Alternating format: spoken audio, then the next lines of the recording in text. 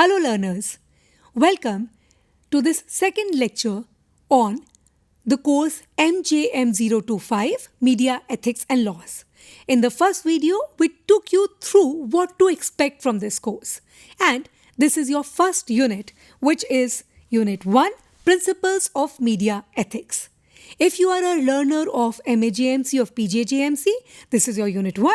And if you are a layperson associated with us, this unit will give you a basic peep into what is media ethics, why do we have to follow them, and little theories about it. As I said, this is just a supplementary video and we encourage you to go through the SLM, the self-learning material, either in print or in digital format, but the written material, if you read and then watch this video, this will be better for you. Friends, as we told you in the first introductory video, each unit is divided into certain structural components. Unit 1, which is Principles of Media and Ethics, has an introduction, then come the learning outcomes. The next section, the content of the major unit, begins with ethics, concepts and theories, where you will go through contextualism and deontology. Then we bring you to why media ethics, how media functions in a larger social milieu, role of media as a social auditor. Then is media form and its freedom, where you will have the opportunity of going through the authoritarian model and the libertarian model and the larger question of why media has to have self-regulation. This will bring you to media and the market pressures, media ethics in India, some of the cases where we see the breaches happening. Then is the summary, a list provided for further readings if you are interested, and then the answers to your check your progress questions. This is broadly how your unit is structured. Friends, to introduce this unit to you, this unit is basically designed to give you an overview of the ethical theories and relevance to media, followed by a brief history of media ethics in different parts of the world. There are some cases which are discussed throughout this unit to provide you an insight into some of the contemporary discussions and debates on different phases of media ethics. The facets are also discussed with an objective to prepare you for a more detailed exposure to issues relating to truth, sensitivity, and objectivity. Throughout this unit, we seek to condition you to appreciate concerns relating to sensitivity and reporting and the invasion of privacy. And this also provides a curtain raiser to issues relating to conflict between commercial considerations and public interest. What to expect out of this unit? The learning outcomes or the learning objectives, whatever you choose to call them.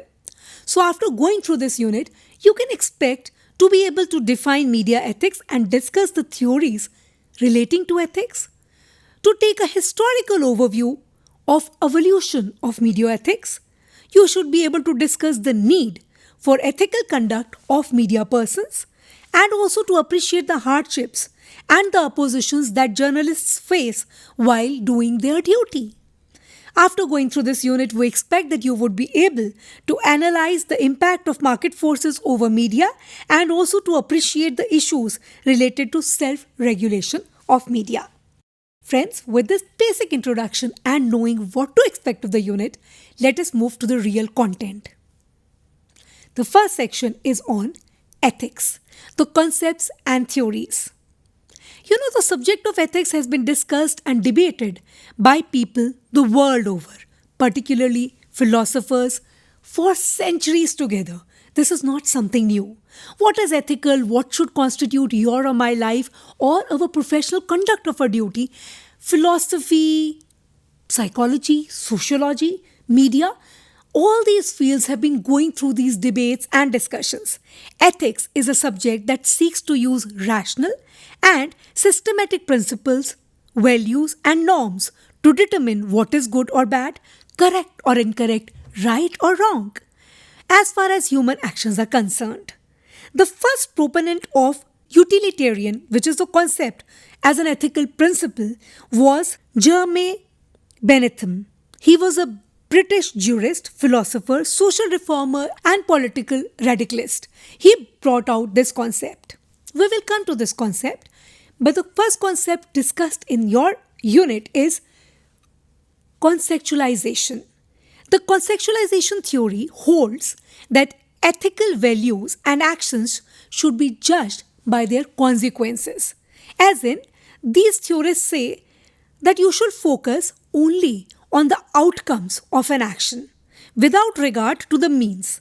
That is, how the consequences come about. So, if your consequences are good, maybe you can justify your action as ethical, even if your ways and means, your methods, or the path you take might be debatable.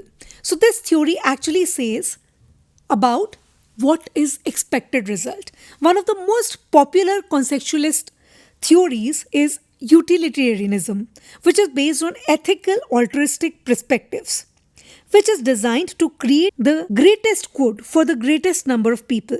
This is a direct inference of the concept of conceptualization.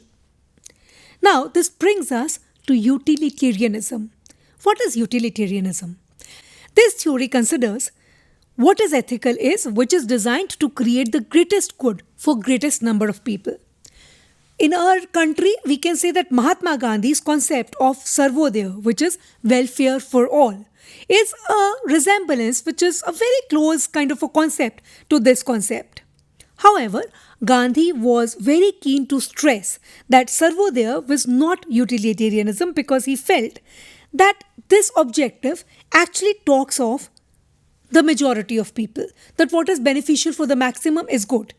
And Gandhi was very careful to say that when you sacrifice the interest of the minority, then you cannot say that the end is justified.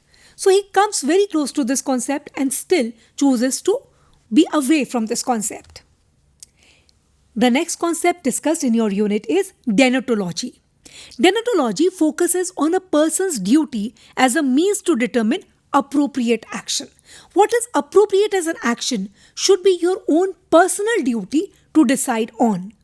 This is a very pertinent concept for the media, as it is the media's duty to serve the public by providing information which is impartial and which promotes knowledge and reason. For an honest and sincere journalist, the duty to serve the public, the duty to protect the sources, and the duty of loyalty towards the employer can sometimes be morally and ethically intervening. So when you look at your duties of good towards the public, towards the employer, towards the nation, it can kind of intervene in a manner where you have to decide what comes first. So deontology as a concept says this lies with the person himself or herself to determine what to give value to. After these concepts, your unit brings you to check your progress, where they will ask you to define the concepts that you have learned, and in the end of the unit, you can verify your answers with the possible answers to this check your progress. Why during this video am I giving you these? So that you know how your unit is structured. This will bring you to the next section, which talks of why media ethics. Various media of mass communication, which is print, radio, television, cinema, and these days the internet, reach out to large number of people, often from different sections of the society and from across diverse society. Your society is divided into haves and have-nots, the downtrodden and the powerful. So the function of the mass media, while sourcing the news, while reporting the news, while dissemination of the information, should be aimed at larger good of the public. The media revolves around society. Society or the people are the ones who give you news and to whom you give the news. So this is why media should have media ethics. Two reasons that this unit discusses is media is the concept that operates in a very complex social milieu. In sourcing information and while presenting news, journalists have to report on gender, on crimes related to these genders. They also have to report on exploitation of the underprivileged, indulgence of the influence, arrogance of those in political power and authority, on natural calamities, on man-made accidents, on communal tensions, riots, conflicts, wars, and even the acts of terrorism. So there are very, very complex societal issues within which a media person does their reporting. Media serves the society by disseminating accurate information, which is essential to facilitate reasoned, and ethical behavior. Knowledge is an invaluable social commodity which is reflected in legal provisions such as right to information, freedom of expression and speech, and the debates that go across, all of which lead to the freedom of media. So, while we debate about freedom of media, this brings you to the thing that media also acts as a social auditor. What happens when a journalist sets his or her sights on destroying the reputation, career, or dignity of an innocent woman or a man? So, journalist also is a human. They can have their own vices. As a social auditor, do they need to audit their own actions? What happens when the media kind of acts as a bully? When they act into pulling like a mob, fake or false media information is given, when accusations against a person are made knowing fully well that these are not the correct accusations, what is the way to ensure that journalists act as sensitive and responsible while they are reporting certain issues? When do journalists trade their own conscience for certain monetary or different kind of benefits? So being humans and being professionals, acting as social auditors also needs to be your self-auditing. So now there are different forms of media and their freedom. Mass media has come a long way since Johannes Gutenberg invented the printing press in Germany. The origin of the journalism word has been from a Latin word, but the current reportings have come far, far ahead. Journalism has come through the centuries, it has been transformed into a more and major complex service. There are endeavors which are for social good, which are for personal benefits. With the coming of the real time reporting, with the emergence of the 24-hour news channels, this freedom has become much more powerful. And as they say, with power comes corruption, but with power also comes responsibility. So, this debate about corrupt and responsible has been answered by certain models of working of media. Your next section of the unit deals with two of these models. Authoritarian model. In the years where print was the dominant media of mass communication, press was stringently monitored and regulated by the government. The unparalleled and unprecedented power of the press to reach and influence people was promptly recognized by the governments and those in authority. Governments and authorities sought to control this power to ensure that the media did not publish anything that would be considered vaguely derogatory to those in power, even if such information was based on empirical evidence. So these were the days where authoritarianism was followed. And then came days of the libertarian media. Unlike the authoritarian model of controlling the media, the libertarian model believed that an independent media was an extension of the fundamental human right, which is the right of free expression. Libertarianism represented the beginnings of a free press, one that operated independent of state control and which emphasized the capacity of the citizenry to make informed and responsible decisions. The libertarian model was influenced by the thinking of John Milton, who wrote a pamphlet in English in 1644, which was titled Areopagitica. So this model says that you should be liberal, you should be free to report, and therefore you should have more self-regulation. Many countries have regulatory bodies and laws to govern the behavior of media. However, rules and regulations have their own limitations. Self-regulation is considered the best means to guarantee appropriate behavior for two major reasons. One, an independent media is essential for thriving democratic society, and therefore self-regulation would be in the best interest of media and also the state and the public. Self-regulation applies not only to the media groups and organizations but also to individual journalists while they act as reporters, as promoters, or as simple journalistic activities that they do. A free media is often described as the cornerstone of democracy. Historically, the press used to be accountable to those in power. But today, those in government and politics have perhaps to be equally accountable to media. So this is where self-regulation comes into being. Now friends, let me give you a simple thing to ponder over. Do you think that self-regulation is actually possible? Let us look at it. Your right might be my wrong, and my wrong might be your right. So, different people are products of their perceptions, their visions, their interpretations, the upbringing, culture, religious beliefs, and the exposures and experiences they have. So, in this debate of what is right and wrong, self regulation stands at something where people say, okay, ethics, self regulation is one thing, but let us have laws which are uniform for all of us. So, this is the reason that this ethics and regulatory practices go through changes, through debates, through discussions. After you've pondered through this unit will have another check your progress for you where you'll be asked to define the authoritarian and the libertarian models that you've just gone through. And then we come to the next section, which is media and market pressures. The media collectively gets a bad name when journalists lose the trust in the public eye. Globally and even in India, concerns are frequently expressed that given market pressures to maximize profit, the media is not as free really as it is projected to be. The independence, maybe from the people in power, is not independence from profit-mongering media giants. Business imperatives of increasing revenue have taken their toll on editorial freedom and journalistic excellence. The demands of advertisers and the drive to increase circulation figures actually hinders what you call the freedom. At worst, the media is entirely controlled and indirectly influenced by market pressures, and therefore, the imperative of public service has fallen to one way, and new authoritarianism in media is visible in the modern world.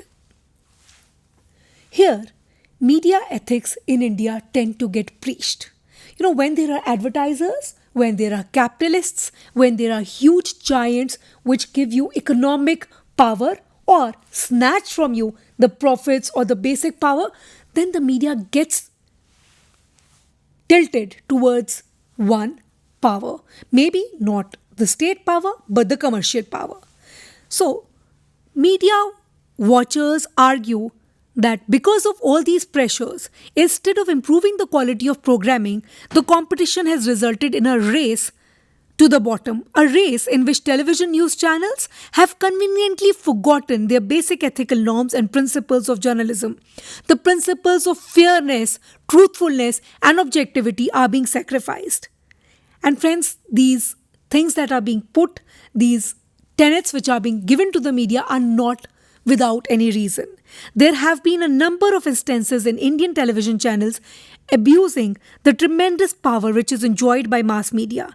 By developing questionable methods and tactics to get popularity, media has actually kind of earned all these things that are being told. All these non-fairness arguments are actually there. Let us look at some of the examples where media ethics in India have been breached. Some examples given in this unit that you will be reading it are example of Gopal Krishna Kashyap, who was a hawker. He used to ply his wares as a handcart puller in Patiala. In Punjab, this person set himself on fire near the city's bus terminal.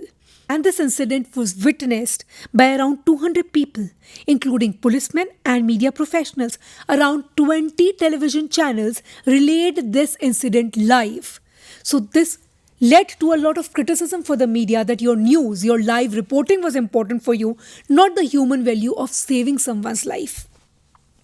Then you had a case of a school teacher in 2007 where a Delhi school teacher was actually taken through a sting operation. She was duped by a television journalist who did this sting operation on her, and by virtue of this, she lost her job, she had a case running over her, she lost her reputation in the society. So this was again questionable, that to what extent can you go to do a sting operation in the name of investigative journalism? How much should you actually fall? Then you had incidents where people said that media has this love for borewells. So, in what can be categorized as an example of media's role of making news rather than reporting news, because of these 24/7 channels running, there was a case of Prince, who is a 5-year-old boy who fell in a borewell. This was an incident on 23rd of July 2006, and there were news channels giving live reporting of this incident. During that time, there were many more important political and national issues which were happening, but all that was kept at stake, and this reporting was done. And then there was an incident of so many children falling into bore wells in India, and the media would actually make a queue, and they would rush to that incident and do 24-hour reporting. This also came to a lot of criticism. Then there was this Arushi Hemraj murder case where a young girl was murdered, and media ran parallel trials saying, okay, the murderer could be this person or that person. They even went to the extent of saying that this girl could probably have a love affair with the servant called Hemraj. This was like demeaning the reputation of a dead girl.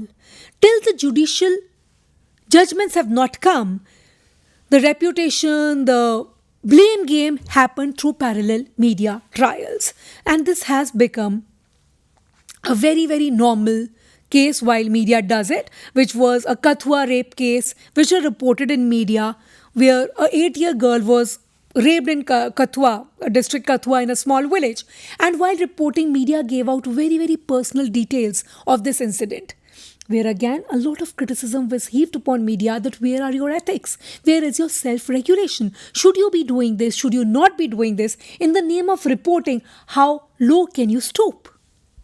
There was another case of Gudiya where she had her husband reported dead. She was married to another man and the husband resurfaced. So the media kind of ran a quote where they said, Gudiya ka pati kaun? Who will she actually want to marry? Now, this was a very, very personal thing to a young girl who was in a circumstance. So, should media do this? Friends, I would like to leave you with certain food for thought, with certain observations and examples that you see around you. We might think that the theories that we studied in the previous courses of this MA, theories like bullet theory, cultivation, agenda setting, all these are things of the past. But no, think again. We see it happening all around us. Let me give you brief examples from recent and past times. The parallel trials by media. Sushant Singh Rajput death case. Riya Pillai. Media went to saying, okay, this person is to be blamed. This is a suicide or a murder or a state or a girlfriend issue. Media was running a parallel trial where the judicial judgments yet have to come. You see things like setting agendas, where media portrays and gives coverage to certain events, like wedding of maybe popular industrialists like Anant Ambani, Radhika Merchant wedding, or maybe a person owning an IPL team, a celebrity, a cricketer, or a film star. All of their weddings are given such huge coverages. They are run 24/7. On the social media, on the television, you have these coverages done as if other national and political agendas have taken back seat. Media tends to set these agendas. You also see certain fake or rumored news that tend to get placed in the media. There's also false kind of a propaganda. We saw it in elections, be it in our country or in other countries across the world. Exit polls, opinion polls, all these are shown to the public. Sometimes they come out as, oh, this was wrong research. So they tend to sway the public opinion by giving these kind of polls. Media tends to cultivate certain things in your mind. You might have noticed, ironically, whenever you have any women who are representing their states, whether as prime ministers or ministers of their own things or handling certain portfolios in national and international events, the reporting that the newspaper does, we saw that in G20 summit that happened in India. They were reporting, oh, your Japan's prime minister wore a sari for an event. Why don't you talk of what Japan's prime minister spoke of policies? What did she represent? For males, they would tend to talk of these things. So these are some ironical researches that come to the fore. While talking of women, they would tend to talk of her dress, her lifestyle, her cultural representations, rather than what she holds off as a portfolio, as a policy maker. So this agenda setting, bullet, cultivation, these theories might seem to be theories of the past, but you see them all around you. And this is where the self-regulation of the question of ethics comes. Friends, when you finish this unit, you will again be taken through a check your progress where new authoritarianism, embedded journalism, such questions would be asked. To sum up this unit, all that I can say is that the media has always been important to the society at large because it plays two extremely vital roles, that of a messenger and that of an opinion maker.